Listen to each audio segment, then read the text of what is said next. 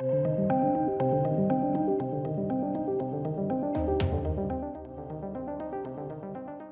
welcome ladies and gentlemen to another video on the Batman. This one is pertaining, like, some spoilers. We're talking about spoilers here. So we're talking about the ending. We're also talking about a scene which was cut, which pertains to the ending. So it's really important. Click off the video if you don't want spoilers.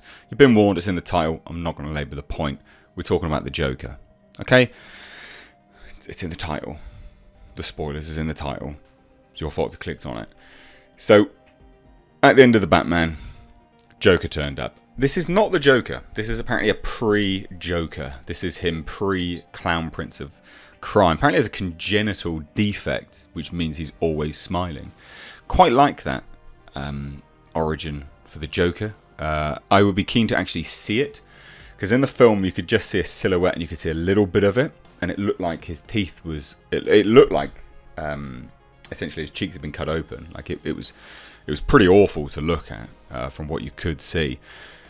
But now we have we basically have the scene which was going to be more long-winded and was actually going to feature the Joker on a higher level. We've had that described to us courtesy of Matt Reeves. And then also some interesting information about whether the Joker is going to turn up moving forwards. It seems like this plan for the Joker is not... It seems like they definitely have a plan, but they don't want to say they've got a plan. They don't want to count their chickens before they've come home to roost. So we'll dive into that today. Few things. One, Jasper cameo. He decided to pop into the office. Two, please do support the channel. We have Patreon and we've got memberships open. There's links in the description box. If you like what I do here, please consider supporting the channel for as little as 99p a month on both those platforms. It really goes a long way. YouTube sucks. It's not very good at the moment for even notifying you that I've made videos. So just consider it. You don't have to. Content's always free anyway. I say this stuff, self-promotion. There's always some butthurt knob out there. So whatever, cry me a river. But let's get into this, ladies and gents, today. Because this stuff is actually interesting. If you've seen the movie, you'll find this interesting. So the Batman director has shared detailed description of that scene and why it was cut. And interestingly enough, like, why it was cut doesn't really stand up to me, because they're like, oh, it tested really, really good, and it made the ending much, much better. And I'm like, so why'd you cut it then? Very odd, really, really odd. But let's take a look, right? So, when word leaked from test screenings about the Joker being in the Batman, excitement for the movie definitely increased. It did, but also people were a bit wary. Now we've seen it, it's fair to say that the exchange between the Clown Prince of Crime and the Riddler was a little ambiguous. Not that ambiguous. It was pretty obvious. Director Matt Reeves has confirmed it was indeed the classic villain, albeit a version who has yet to fully transform into the Harlequin of hate. This Joker has a congenital defect that's given him a permanent, lifelong smile. Love that. I really do. That is awesome. And is an insane serial killer who was put behind bars by the Dark Knight during his first year in Gotham City. Now, that... Year one, battling the Clown Prince. Obviously, he's not the Clown Prince, but that's impressive. Like, I quite like that. I think that's interesting. Now, Reeves has shared some new details on the deleted scene that was going to play out. Okay? It sounds really good. I don't understand why they cut it. It sounds really dumb. Why they cut it. Explaining that Batman was going to sneak into Arkham to speak to the Joker in a bid to learn why the Riddler was sending him messages. Reeves tells Variety, I thought he would be really insecure about this, and he'd probably want to find some way to get into the Riddler's mindset. Like in Manhunter, or Mindhunter, this idea of profiling someone so you can predict his next move. I like that, that's really, really good. And this guy says, it's almost our anniversary, isn't it? You realise that they have a relationship, and that this guy obviously did something, and Batman somehow got him into Arkham. That's great. So apparently there's like an exchange, right? So after Batman tells the Joker he wants to know how the Riddler thinks, the demented Arkham inmate responds by saying, what do you mean? You want to know how he thinks?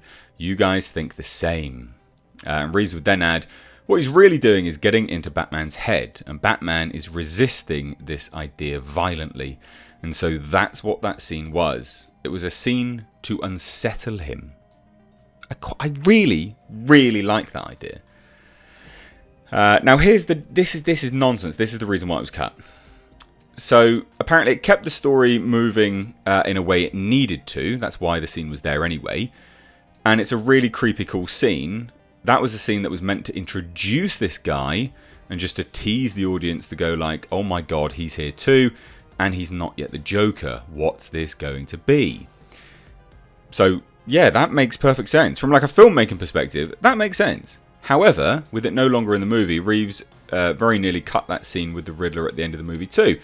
I initially tested it without it, and when I put it back in, the scores for the ending went back up.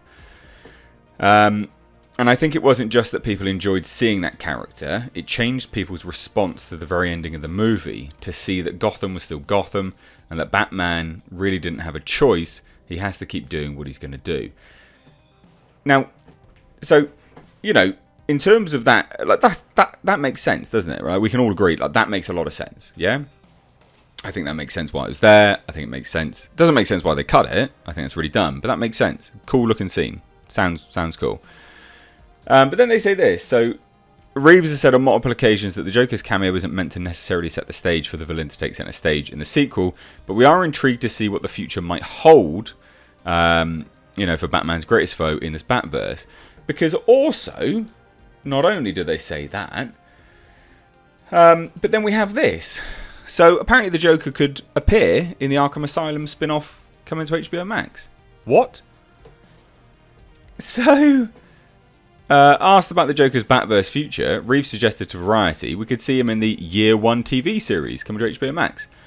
There's stuff I'm very interested in doing in an Arkham space, potentially for HBO Max. There are things we've talked about there, so it's very possible. It also isn't impossible that there is some story that comes back where Joker comes into our world. Okay, but no set plans. It's something to think about with the Joker. It's been done well a number of times. I said to Barry right from the beginning, look, I don't know where this is going to go. I can't promise that it'll even ever come back. I don't know. And I still feel that way now. I'm not sure exactly. It definitely sounds like they've got a plan though, doesn't it? Like, let's be honest. They've obviously built a backstory for this character. Year one, Batman gets him into Arkham Asylum. He's got a congenital defect. He's always smiling. He's not quite yet the Clown Prince of Crime. He's going to become the Clown Prince of Crime. They've definitely got a plan. And now they're like, oh yeah, we could probably put him in as well. Like, Barry's not super busy. Yeah, we could put him in. We could put him in that Arkham series. Sure, why not? Sounds like they've got a plan. So there you go. I quite like this idea for the Joker. I need to see it, obviously. But I don't hate it. I quite like it. It'll be interesting to see. You know, I don't want Joker to be centre stage for this Batverse. I don't. I'd like him to be like a third movie in, fourth movie in, that sort of thing. Build. Drop him in here and there. Drop him in. Tease him. And then he builds. And then he comes out. And then boom, that's it. But let me know what you guys think down below. If you're new here, please do hit subscribe. Love to have you here more often. Again, give the video a like. Please do check you're subscribed. But thanks so much, ladies and gents. Thoughts down below. Take care.